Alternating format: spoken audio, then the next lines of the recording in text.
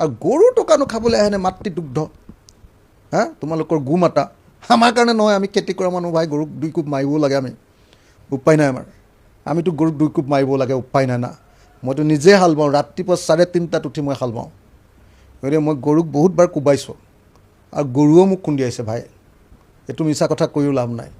আৰু বহুত গায়ো পুহিছোঁ আৰু গাইক মই নিজে বাগানৰ পৰা চাহ বাগানৰ মাজৰ পৰা চেলেং বাগান বৈশাহাবী বাগানৰ পৰা সদায় গৰম বন্ধৰ দিনত নিজে ঘাঁহ কাটি আনি খুৱাওঁ আৰু গাইক খুৱাওঁতে কেতিয়াবা দুচা তেচা দিওঁ ভাই মোৰ আকৌ গো মাতা নহয় দেই মই গৰুৰ পৰা গাখীৰটো লওঁ আৰু গৰুৰ পোৱালিকেইটা বিক্ৰী কৰোঁ আৰু আমাৰ যিমান গৰু হাল বাইছিলোঁ আমাৰ 2জনী গাই আছিলে সেই 2জনীৰ পৰাই মোৰ দিনত আৰু আমাৰ দিনত তাৰমানে মই যেতিয়া খেতি কৰিছিলোঁ সেই 2জনীৰ পৰাই গোটেই আমাৰ গৰুবিলাক বঢ়াই গৈ থকা গতিকে আমাৰ কাৰণে গো মাতা নহয় আমাৰ কাৰণে গৰু এটা পোহনীয়া জন্তু খুব দৰকাৰী জন্তু আমাৰ উপকাৰী জন্তু খুব মৰম কৰোঁ নিজে গা ধুৱাওঁ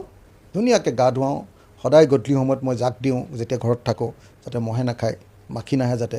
সদায় মই গোহালিটো ৰাতিপুৱা চাফা কৰোঁ কিন্তু মোৰ গো মাতা নহয় মিছা কৈ লাভ নাই মই গৰুক 1 চাত 2 চাত দিওঁ কাৰণ গৰু হাল বাওঁ না আমি হাল বোৱা মানুহৰ কাৰণে এইটো গৰু মাতা নহয় তোমালোকৰ কাৰণে গৰু মাতা তোমালোকে গৰুৰ গাখীৰ বিক্ৰী কৰি 50 লাখ টকা 2 নম্বৰী কৰি খোৱা মাকৰ গাখীৰ বিক্ৰী কৰি এনেকৈ 2 নম্বৰী কৰি খোৱা মানুহটো বেয়া মানুহ গতিকে জয়ন্ত মল্ল বৰুৱাক মই নিন্দা কৰিছোঁ আৰু তেখেতক মই আকৌ এবাৰ কৈছোঁ সাষ্টাংগে প্ৰণিপাত কৰি ক্ষমা খোজক আৰু পইচাটো আকৌ ৰাইজক ঘূৰাই দিয়ক বেলেগ এজন আমাৰ প্ৰকৃত দুগ্ধপালকে সেই পইচাটো